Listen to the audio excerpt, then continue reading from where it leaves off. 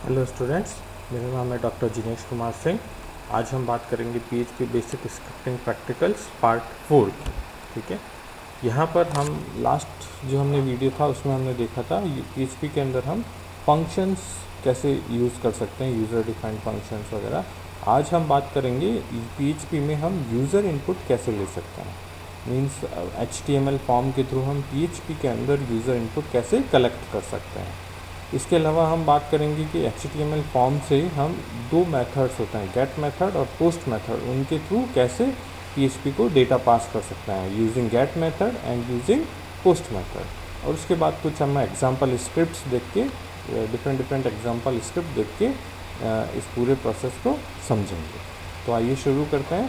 Taking user input इन PHP के अंदर user input लेना। ठीक है, तो सबसे पहले तो हम बात करते हैं सुपर ग्लोबल्स वेरिएबल। दो सुपर ग्लोबल वेरिएबल PHP के अंदर काम में आते हैं, $_get और $_post। ठीक है, $_get एंड $_post ये दोनों ही फॉर्म का डेटा कलेक्ट करने के लिए काम में आते हैं और ये दोनों सुपर ग्लोबल्स वेरिएबल है। PHP के अंदर कुछ super global variable already defined है जो हम कहीं पर भी किसी भी जगह काम में ले सकते हैं। कुछ भी हमको इंक्लूड या फाइल का रेफरेंस लेने की आवश्यकता नहीं है। तो उन्हीं में से एक है $_get और दूसरा है $_post। ठीक है, और HTML फॉर्म एक हमको बनाना पड़ता है। उस HTML फॉर्म का क्या काम होता है? HTML फॉर्म जो है वो डेटा को यूज़र से कलेक्ट करता है और उस PHP स्क्रिप्ट फाइल को वो डेटा सेंड करता है। ठीक है, तो फॉर्म क्या स्पेसिफाई करता है? फॉर्म स्पेसिफाई करता है एक तो मेथड ऑफ सेंडिंग, कि डेटा किस मेथड से हम सेंड करेंगे, गेट मेथड से या फिर पोस्ट मेथड से। और दूसरा फॉर्म स्पेसिफाई करता है कि फाइल का नाम जिसको वो पैरामीटर रिसीव होंगे। ठीक है, जैसे कि यहाँ पर देखिए, form action equal to welcome.php method equal to post. तो फाइल का नाम जिसको पैरामीटर रिसीव होंगे वो है welcome.php और जो मेथड हम यूज़ में ले रहे हैं वो है पोस्ट मेथड। ठीक है, तो एक्शन क्या स्पेसिफाई करता है? PHP फाइल का नाम जो डेटा रिसीव करेगी, और मेथड स्पेसिफाई कर रहा है कि हमें कौन से मेथड से डेटा को सेंड कर रहे हैं। ठीक है, तो अभी हम एक एग्जांपल फॉर्म बना के देखते हैं। HTML का फॉर्म का क्या काम रहता है? फॉर्म का काम रहता है यूज़र से डेटा कलेक्ट करना। तो इस एग्जांपल में हम एक नेम और एक ईमेल एड्रेस यूज़र से कलेक्ट करेंगे और इसको welcome.php नाम की स्क्रिप्ट को सेंड करेंगे। तो यहाँ पर हमने एक फॉर्म बनाया, form action equal to welcome.php method equal to post. हम पोस्ट मेथड काम में ले रहे हैं। नेम पहला पैरामीटर हमारा है name, input type text, name equal to name. ठीक है, तो यहाँ पर जो एक्चुअल में जो वेरिएबल की है वो है नेम। तो हम जब इसको डेटा को रिट्राइव करेंगे तो यहाँ पर लिखेंगे $_post नेम। ठीक है, और दूसरा है ईमेल एड्रेस, तो input type text, name equal to email. तो ये वेरिएबल की बन गया, इसके थ्रू हम उस वैल्यू को एक्सेस करेंगे। ठीक है, लास्टली एक इनपुट टाइप सबमिट हो गया। ठीक है, जो एक सबमिट बटन बनेगा जिस पर हम क्लिक करेंगे तो ये डेटा वहाँ पर चला जाएगा, welcome.php के पास चला जाएगा। ठीक है, अब हमने यहाँ पर फॉर्म तो बना लिया है, अब हम एक welcome.php की फाइल भी बनाते हैं जो कि डेटा को रीड करेगी और ईमेल एड्रेस को रीड करके हम उसको प्रिंट कर देगी। ठीक है, HTML बॉडी वेलकम, यहाँ पर हमने लिखा PHP इको आता है प्रिंटिंग के काम में, $_post नेम। ठीक है, तो यहाँ पर जो पैरामीटर है नेम जो यूज़र ने इनपुट किया था वो आ जाएगा, और इसी तरह से your email address is PHP echo $_post email, तो यहाँ पर वो ईमेल एड्रेस आ जाएगा। ओके, इसी सेम एग्जांपल को हम गेट मेथड के थ्रू भी कर सकते हैं। ठीक है, तो उसमें क्या क्या चेंज करना पड़ेगा? उसमें एक तो हमको चेंज करना पड़ेगा फाइल का नाम welcome_get.php, दूसरी फाइल जिसको हम गेट मेथड के थ्रू डेटा एक्सेस करेंगे, और मेथड यहाँ पर आ जाएगा गेट। ठीक है, और इसी तरह से उस PHP फाइल के अंदर $_post की जगह आ जाएगा $_get, यहाँ पर भी $_get। ठीक है, तो ये एग्जांपल हम अब रन करके देखते हैं। तो सबसे पहले हम XAMPP ऑन करते हैं। XAMPP हमारा ऑन है, तो ये हमारा प्रोग्राम है फॉर्म 1 welcome.php। पोस्ट मेथड के थ्रू हमने इसको मेथड को डेटा को पास किया है।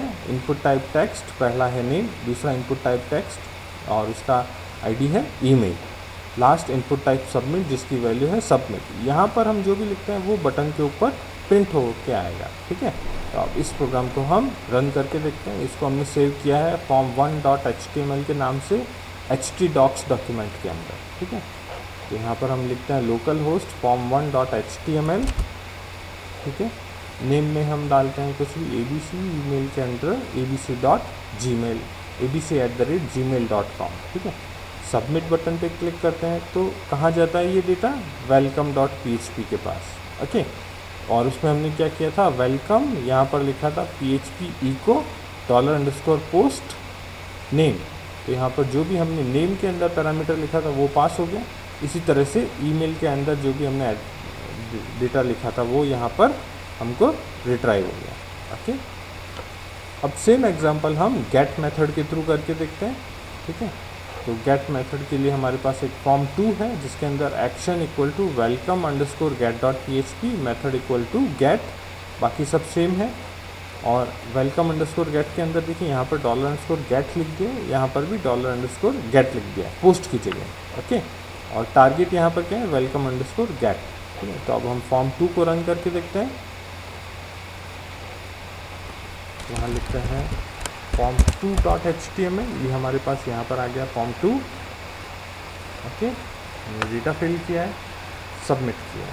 ओके, वेलकम abc और वेलकम योर ईमेल एड्रेसेस जो कि हमने डेटा पास किया। इसके अलावा एक और चीज़ देखिए, यहाँ पर welcome_get.php, ये तो फाइल का नाम है जो हमने गेट मेथड में यूज़ ली थी।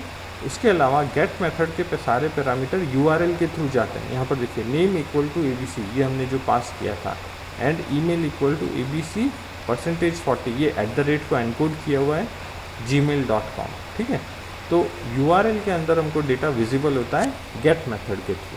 ओके, तो ये हमने एक पोस्ट मेथड और एक गेट मेथड के थ्रू PHP को डेटा पास करना देखा है। ओके, अब हम बात करते हैं गेट मेथड और पोस्ट मेथड, इनमें क्या डिफरेंसेस हैं। तो जो दोनों गेट मेथड और पोस्ट मेथड है वो एक एरे क्रिएट करते हैं, और ये एरे क्या होल्ड करता है, ये की और वैल्यू का पेयर होल्ड करता है। ठीक है, एक तरह से एसोसिएटिव एरे की तरह से, तो जिसके अंदर की तो है उन वेरिएबल्स का नाम जो फॉर्म के अंदर हमने लिखी, और वैल्यू है वो यूज़र का इनपुट जो फॉर्म पे यूज़र ने राइट किया है। ओके, दोनों गेट और पोस्ट मेथड जो है वो $_get और $_post से हम यूज़ में ले सकते हैं। ये दोनों सुपर ग्लोबल्स हैं जो कि PHP में हमेशा एक्सेसिबल रहते हैं रिगार्डलेस ऑफ स्कोप, मीन्स कहीं पर भी इसको हम काम में ले सकते हैं। किसी तरह का हमको इंक्लूड करने का या कुछ डिफाइन करने की आवश्यकता नहीं होती है। ठीक है, and you can access them from any function, class और file without having to do anything special. कहीं पर भी, किसी भी फाइल में, किसी भी क्लास में, किसी भी फंक्शन में हम इन सुपर ग्लोबल वेरिएबल्स को काम में ले सकते हैं। ठीक है, तो $_get क्या है, ये एक एरे है जिसके अंदर हम URL पैरामीटर्स को पास करते हैं। ठीक है, मीन्स गेट मेथड के अंदर जो पैरामीटर होते हैं वो URL में विजिबल होते हैं, और URL पैरामीटर्स को हम यहाँ पर स्टोर कर लेते हैं। पोस्ट मेथड क्या है, ये भी एक एरे ऑफ वेरिएबल है जो कि HTTP पोस्ट मेथड के थ्रू जो भी डेटा आता है उसको स्टोर करता है। ठीक है, तो गेट मेथड $_get के अंदर जाता है, और पोस्ट मेथड का डेटा $_post के अंदर आता है। ओके, अब हम कब यूज़ करें गेट को और कब यूज़ करें पोस्ट को। देखिए, इन्फॉर्मेशन जो हम गेट मेथड से सेंड करते हैं वो विजिबल टू एवरीवन, मीन्स हर कोई उसको चेक कर सकता है क्योंकि वो डेटा जो है URL के अंदर दिखता है। ठीक है, दूसरा गेट मेथड जो है उसके अंदर एक लिमिट है इन्फॉर्मेशन सेंड करने की, मैक्सिमम 2000 कैरेक्टर्स हम उसके अंदर गेट मेथड के अंदर पास कर सकते हैं। ठीक है, और वो डेटा जो है URL के अंदर विजिबल होता है तो उसको हम बुकमार्क भी कर सकते हैं, उस पर्टिकुलर डेटा के साथ हम वेब पेज को बुकमार्क कर सकते हैं। ठीक है, तो नॉन सेंसिटिव डेटा सेंड करने के लिए और इस लिमिट के अंदर का डेटा सेंड करने के लिए हम गेट मेथड को काम में ले सकते हैं। ठीक है, तो सेंसिटिव डेटा जैसे कि पासवर्ड्स और credit card number, bank account number, उसके लिए हमको गेट मेथड यूज़ नहीं करना चाहिए। ठीक है, दूसरा हम बात करते हैं पोस्ट मेथड की, कि पोस्ट मेथड हमको कब काम में लेना चाहिए। तो पोस्ट मेथड का जो भी डेटा होता है वो invisible to the users, means किसी को भी दिखता नहीं है। ठीक है, वो HTTP रिक्वेस्ट की बॉडी के अंदर डेटा रहता है, मीन्स वो विजिबल नहीं होता है और उस पर कोई लिमिट भी नहीं है, मीन्स आप अनलिमिटेड डेटा उसके अंदर सेंड कर सकते हैं, जबकि गेट के अंदर 2000 कैरेक्टर्स की लिमिट है। ठीक है। दूसरा, पोस्ट जो है वो एडवांस फंक्शनलिटीज़ को सपोर्ट करता है, जैसे कि मल्टी पार्ट बाइनरी इनपुट, जैसे कि किसी फाइल वगैरह को हमको अपलोड करना है तो उसके लिए हम पोस्ट मेथड को ईजीली काम में ले सकते हैं। ठीक है।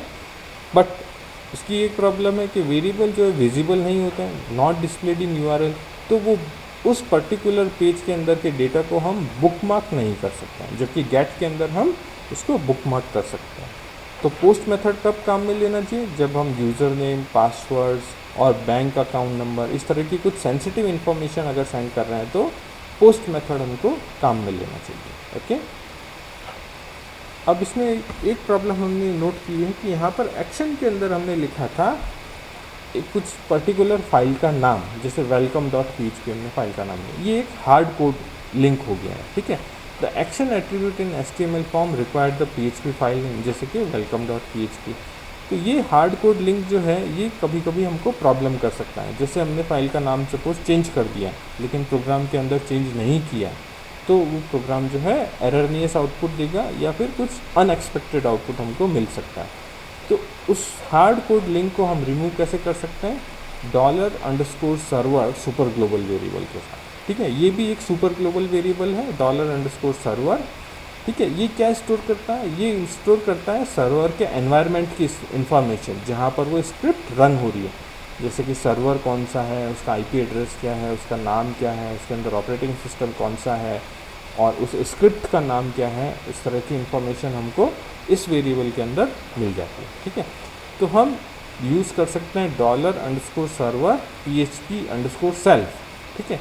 ये पैरामीटर हम अगर पास कर सकते हैं तो उससे हमको क्या मिलेगा? उससे हमको फाइल नेम मिलेगा जो कि करंटली एग्जीक्यूट हो रही है। ठीक है।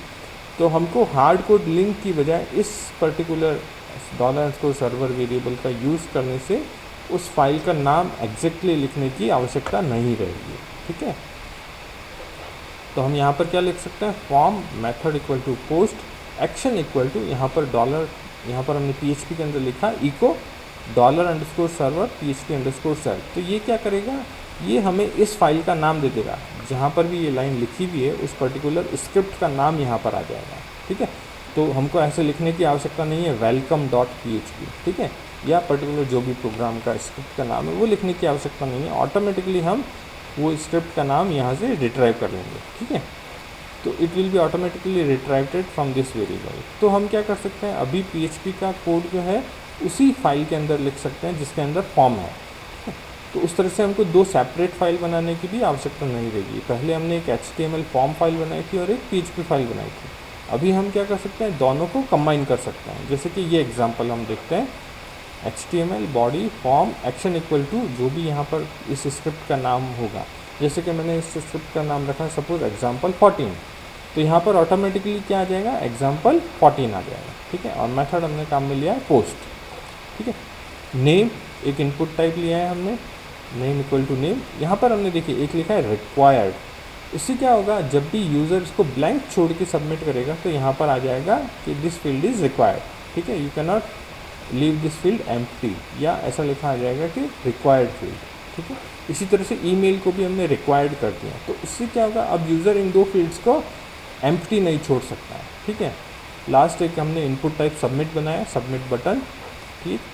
PHP के अंदर देखिए इसी के अंदर फॉर्म है और इसी के अंदर PHP कोड भी मैं लिख रहा हूँ। If $_server request method equal to post, हम यहाँ पर वेरीफाई कर रहे हैं कि जो डेटा हमारे पास आ रहा है वो पोस्ट मेथड से ही आ रहा है। तो हम रिट्राइव कर लेते हैं $name equal to $post name। देखिए यहाँ पर ये नेम और ये नेम ये दोनों सेम होने चाहिए। इस तरह से $email equal to $post email, ये ईमेल और ये ईमेल सेम होना चाहिए। ठीक है। तो हम रिट्राइव कर लेंगे दोनों डेटा और उसको प्रिंट कर लेंगे वेलकम, यहाँ पर नेम आ जाएगा and your email address is email. Okay. अब इस प्रोग्राम को हम एक बार रन करके देखते हैं।